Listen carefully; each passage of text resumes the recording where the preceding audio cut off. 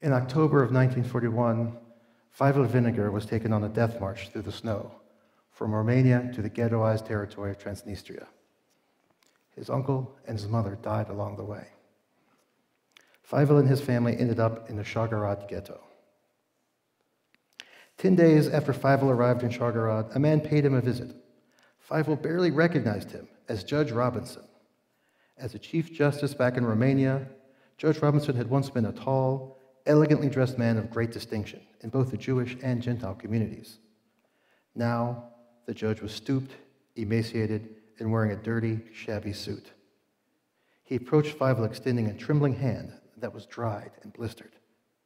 In his other hand, he carried a violin case. "Please be seated, Mr. Robinson," Feivel said, quickly adding, "Your Honor." The judge sheepishly smiled a toothless grin and sat down. "I know that you are a musician," he said. "I also played once, when my hands still worked. You are young and will be able to play for many years." The judge opened the case and took out an amati, an instrument crafted by one of the most respected names in violin making. It was Niccolò Amati who had taught Andrea Guarneri, the patriarch of the Guarneri dynasty and the grandfather of the man who made Ole Bull's violin. Niccolò may have also been Antonio Stradivari's teacher. Feivel's hands shook as the judge handed him the expensive instrument. "Take it," the judge insisted. "What good is a violin if I have no food? If you're able to earn a little something from making music, then don't forget me."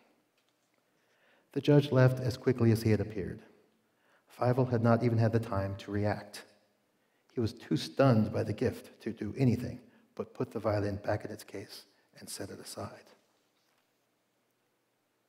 The day after the judge's visit, Feivel finally decided that it was time to try out the violin.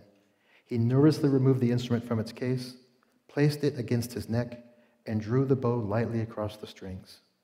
He was instantly enchanted by the sound. He had never heard such beautiful music. He closed his eyes and started playing. The music transported him to a different place, to a different time. He was no longer in the ghetto. He was not hungry, he was not soaking wet, and he was not wearing shabby rags. He was the richest man in the world. When Feivel stopped playing, he opened his eyes. Everyone in the room was staring at him in amazement. Several fellow deportees from the street had entered the room to hear him play. People who were hungry, sick, and infested with lice simply stood there with smiles on their faces. They, too, had been carried away by his violin playing. Feivel's Ukrainian landlord appeared and shooed away all of the strangers. "You play really nicely," he said. "Do you know how to play Ukrainian music? I could recommend you to play at a wedding." "I play everything," Feivel stretched to truth, eager to secure employment. Feivel played at that wedding. In exchange, he received a 5-pound loaf of bread to take home. When Feivel returned to Szargárd, he immediately went to see Judge Robinson to give him a quarter of the loaf. He was determined to honor the judge's wishes that he share everything he made playing the amati. Feivel arrived at the judge's house only to learn that Justice Robinson and his 2 sisters had been taken to the cemetery the day before. They had poisoned themselves.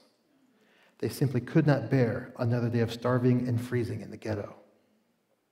Feivel could not help but wonder if they were better off dead than he was alive. He brought the violin to his chin and accompanied himself while singing El Melech Rachamim, the traditional Jewish prayer of remembrance. Feivel quickly became popular among Romanian officers and Ukrainian peasants looking for entertainment. He was happy to play in exchange for food that he could bring back home to his family.